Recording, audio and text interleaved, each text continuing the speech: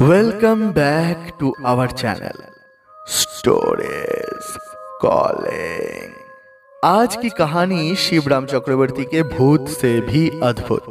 शिवराम चक्रवर्ती एक जाने माने बंगाली कॉमेडी राइटर थे। इस हॉरर स्टोरी में भी एक अद्भुत क्लाइमैक्स उन्होंने बनाया। स्टोरी सुनना आप शुरू करोगे हॉरर स्टोरी के हिसाब से, पर हो सकता है आखिर तक कुछ और ही मिल जाए। इसीलिए कहानी को पूरी जरूर सुनना, और कहानी को पूरी सुनने के बाद भी अगर आपको अच्छा ना लगे तो जाते वक्त डिसलाइक जरूर करके जाना। और हाँ, अगर अच्छा लगे तो लाइक, शेयर और सब्सक्राइब करना मत भूलना। पर सुनना जरूर, क्योंकि सुनने में क्या जाता है। शुरू करते हैं आज की कहानी, भूत से भी अद्भुत।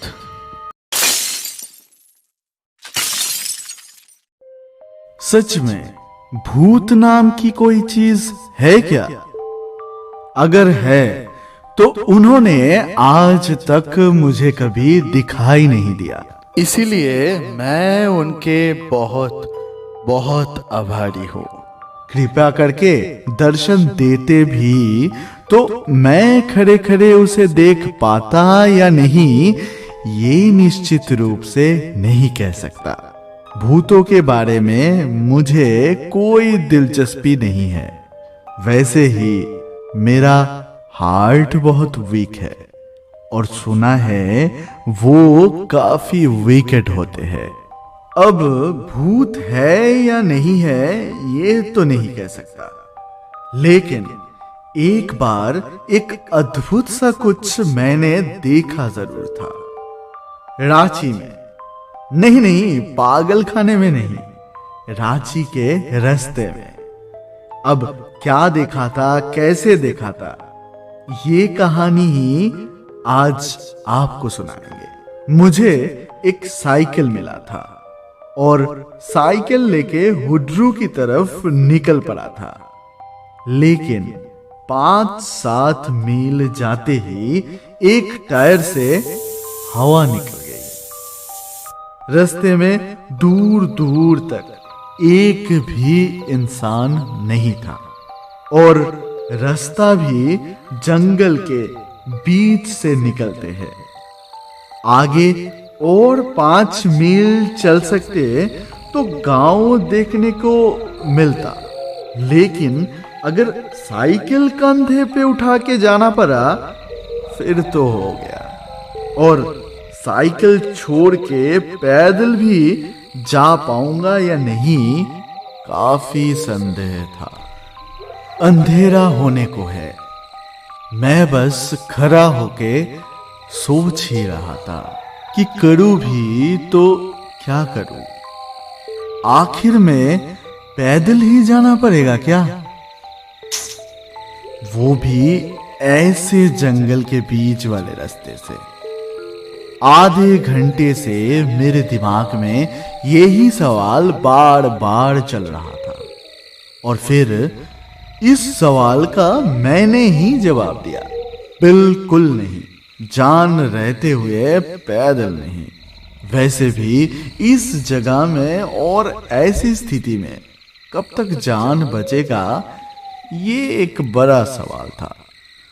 चारों तरफ घना अंधेरा, और आसमान में चांद दिखाई दिया। इस रास्ते में शेर की आवाज हमेशा ही सुनाई देती है। कब कहां से बाबूजी दहाड़ेगा पता नहीं। फिर भी मैं हमेशा ही पॉजिटिव सोचता हूँ। इस प्रॉब्लम से बाहर निकलने का कुछ ना कुछ रास्ता जरूर मिल जाएगा। शायद मिलने ही वाला है, और ऐसा होता भी है। मेरे खुद के लिखे हुए कितनी कहानी में ऐसा हुआ है। किसी कहानी में नायक कभी शेर के पेट में गए हैं क्या? कुछ न कुछ करके वो जरूर बच निकलते हैं, और मैं खुद लेखक होके कैसे शेर के पेट में जा सकता हूं। उसी एक चमत्कार के इंतजार में और आधा घंटा बीत गया। अचानक उस अंधेरे में चमत्कार दिखाई दिया। एक ट्रक आते हुए दिखाई दिया, ना ज्यादा तेज ना ज्यादा धीमे, रांची की तरफ ही जा रहा था। चारों ओर घना कोहरा छाया हुआ था। मैं अपनी टॉर्च निकाल के बार बार हिला रहा था ताकि उस घने कोहरे में भी ट्रक ड्राइवर को टॉर्च की रोशनी दिखाई दे। ट्रक मुझ तक तो पहुंचा, लेकिन एक पल के लिए भी रुका नहीं। जैसे आया वैसे ही चला गया और अंधेरे के बीच खो गया। अरे यार, ये ट्रक वाले सारे अंधे होते हैं क्या? दिखाई नहीं देता। उफ। और इधर टॉर्च हिलाते हिलाते मेरे हाथ में दर्द हो गया। अब क्या करें? आखिर पैदल जाना ही लिखा है क्या किस्मत में? इस घने अंधेरे में 7 मील तक साइकिल कंधे पे लेके चलने से शेर के पेट से ऊपर पहुंचना शायद शॉर्टकट होगा। तभी दूर से चमकते हुए दोनों आंखें घने कोहरे को मात देके मेरी तरफ आते हुए दिखाई दिया। हाँ, शेर की आंखें है क्या? नहीं नहीं, शेर की आंखें होती तो बीच में इतना गैप नहीं होता। वैसे भी शेर की आंखें इतना उदार नहीं होते। मैं फिर से टॉर्च घुमाना शुरू किया। एक छोटा सा बेबी ऑस्टिन बहुत धीमी गति से आ रही थी। वो गाड़ी इतनी धीमी कि कोई पैदल भी उससे तेज चल सके। फिर थोड़ी देर बाद धीरे धीरे मेरे नजदीक आ गई। मैंने आवाज लगाया, ए! लेकिन गाड़ी रुकने की कोई लक्षण नहीं है। उस धीमी गति में ही चलने लगी। मैंने भी सोच लिया, आवाज देने से रुका नहीं तो क्या हुआ? मुझे जल्दी ही कुछ करना पड़ेगा। इसे हाथ से जाने नहीं दे सकता मैं। अब गाड़ी वाले मुझे देखे या ना देखे, लेकिन मेरे लिए तो अपनी जान बचाना जरूरी है भाई। ज्यादा कुछ बिना सोचे 2 कदम और पास चला गया और हैंडल खोल के घुस गया अंदर, वो भी चलती हुई गाड़ी में। चलती हुई गाड़ी में चल जाना इतनी भी आसान नहीं है, काफी खतरा है। लेकिन क्या करे, शायद रांची तक पहुंचने का यही आखिरी मौका था। साइकिल को रास्ते में छोड़ दिया। हाय, रहने दे। सुबह मालिक को खबर पहुंचाते ही थोड़ा बहुत मुझे गाली देके वो खुद ही ले जाएगा। गाड़ी के अंदर खुद को ठीक ठाक एडजस्ट करके मैं ड्राइवर से कहने ही वाला था, आगे की लालपुरा वाली चौक में उतार दोगे तो भी चल जाएगा। वो डॉक्टर यदु गोपाल के घर। बोलते बोलते मेरी आवाज फीकी पड़ गई। बाकी शब्द मुंह से बाहर नहीं निकल पाया। मैं बस आंखें फाड़ के सामने देखता रहा। शर्ट के कॉलर जैसे मेरे गले में फंस रहा है। हाथ से उसे ढीली करूं, ये भी मुझसे नहीं हो रहा, क्योंकि उंगलियां सारे बेजान हो गए। पूरा घना ठंडी रात में भी मेरा पूरा शरीर पसीने से लथपथ हो रहा था। ड्राइवर के सीट में कोई नहीं है, एकदम खाली। मेरे मुंह से अपने आप निकल आया, भूत भूत भूत भी शायद ध्यान नहीं दिया। बिना ड्राइवर के जैसे गाड़ी चल रही थी वैसे ही चलने लगी।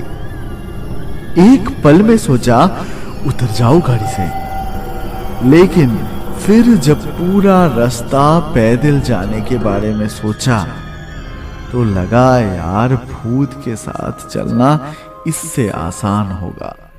मेरे नाम के दोनों अक्षर शिव और राम, अगर भूत के हाथ जान भी जाए तो शिवलोक या राम राज्य में जगह जरूर मिल जाएगा।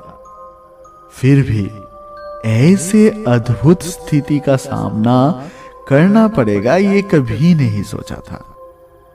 गाड़ी में ड्राइवर नहीं है, इंजन भी नहीं चल रहा, फिर भी गाड़ी चल रही है, वो भी बिल्कुल सही रास्ते में। लेकिन गाड़ी में आराम से बैठ के जाने में जो मजा है वो मजा और कहां। मैं हमेशा से ही आलस से हार जाता हूं।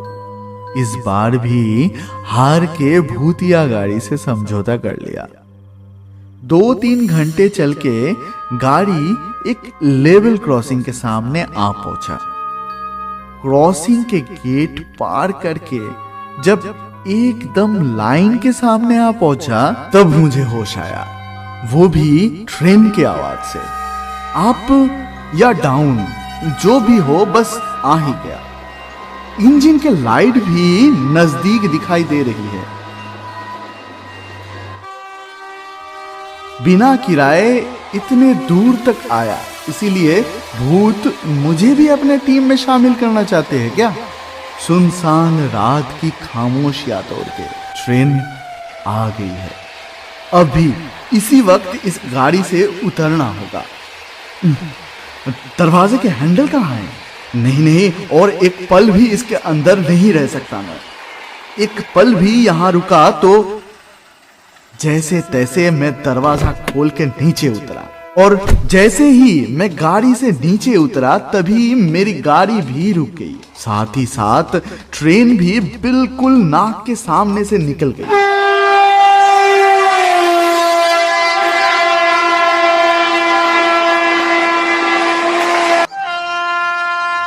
दो पल के लिए मैं अपना होश खो बैठा।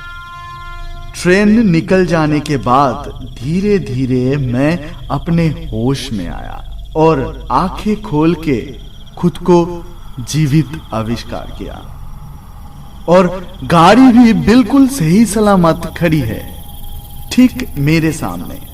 अब ऐसी स्थिति में मेरी गाड़ी और मैं दोनों के आश्चर्य रूप से जीवित रहने का रहस्य क्या है यही सोच रहा था। तभी अचानक चश्मा पहने हुए एक इंसान मेरी भूतिया गाड़ी के पीछे से निकल आए। थोड़ी मदद करेंगे?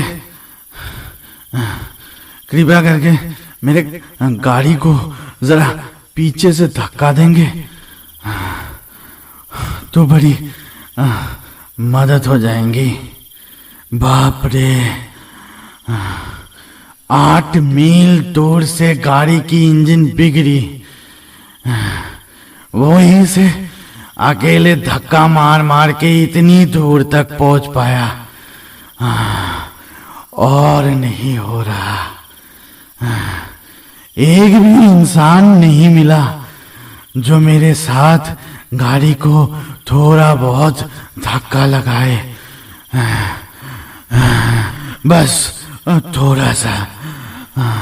वो दिख रहा है, इस लाइन को पार करके सामने ही मेरा घर है। जरा आइए ना प्लीज।